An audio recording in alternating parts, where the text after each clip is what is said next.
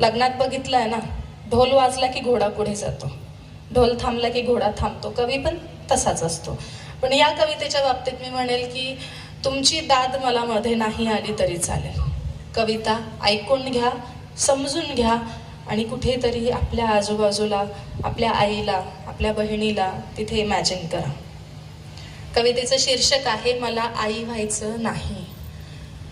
बाईचं जीवन अवघड असतं इतकंच आईनं सांगितलं. बाईचं जीवन अवघड असतं इतकंच आईनं सांगितलं. ऐकून मीही आई झाले आणि कधीच काही नाही मागितलं.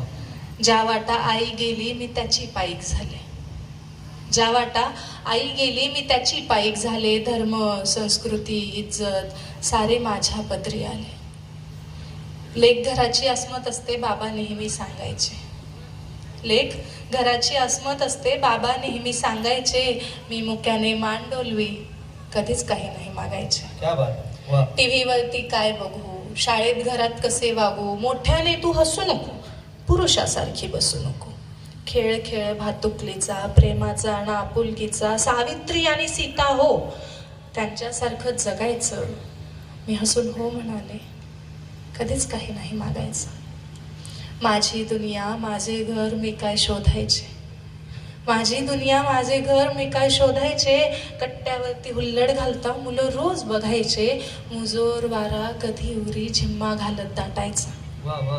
मुजोर वारा कधी उरी झिम्मा घालत दाटायचा. रोम रोम तुटताना सूर्य कवटाळू वाटायचा. माझं मी पण मला बोचतं मी कधीच सांगितलं नाही. माझं मी पण मला बोचतं मी कधीच सांगितलं नाही. माझा जरा माझा पाऊस मी कधीच मागितलं नाही. कधी वाटे बंद तोडून मोकळे होऊन जरा जगू.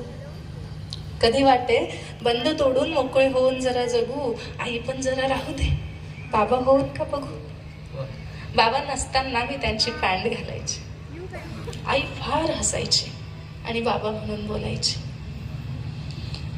वेळ प्रसंगी पुरुषासारखी उभी असतेच ना बाई. वेळ प्रसंगी पुरुषासारखी उभी असतेच ना बाई. मग शोधून का सापडत नाही बाबामध्ये माझी आई.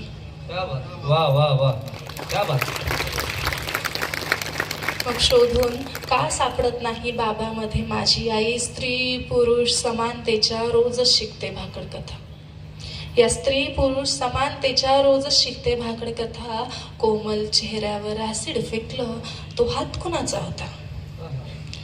मी विश्वाची जननी आहे मला रोज कळते. मी विश्वाची जननी आहे मला रोज कळते. आणि मग स्टोच्या भडक्याने बाईच का जळते. तुमच्या पोथ्या तुमचे नियम तुमचे सारे चमत्कार. तुमच्या पोथ्या तुमचे नियम तुमचे सारे चमत्कार. भाषणांनाच होत येतो जेव्हा घडतात बलात्कार.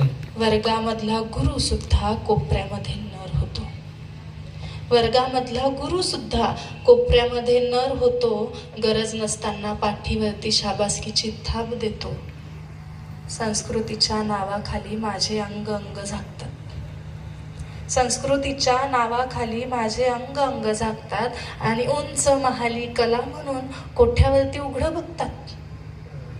बिकनीवरचा फोटोशूट, बिकनीवरचा फोटोशूट संस्कृतीचं काय झालं.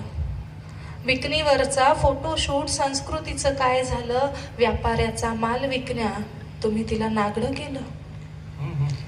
स्त्री स्वातंत्र्याचा खेळ सारा मलाही आता कळतो आहे. हा स्त्री स्वातंत्र्याचा खेळ सारा मलाही आता कळतो आहे. बाप भाऊ पती प्रेमी कोण बनून छळतो आहे. माझ्यामध्येही उफनते एक नदी.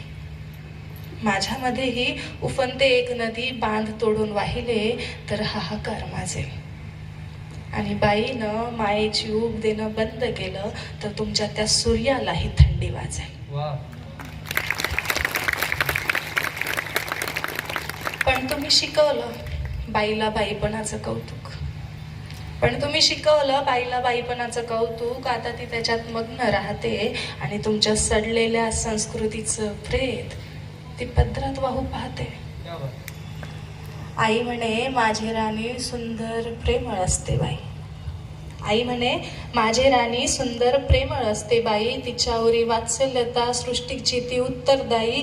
मी म्हणाले, माझी आई तू जरी झालीस बाई, मी म्हणाले, माझी आई तू जरी झालीस बाई, माझ्या कुशीत अंगार खेळतो, मला आई व्हायचे नाही, मला आई व्हायचे नाही.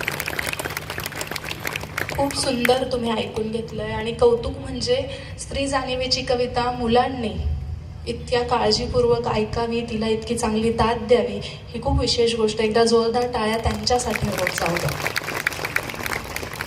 आणि मी पुनश्च तुमच्या महाविद्यालयाचे आयोजकांचे पाटील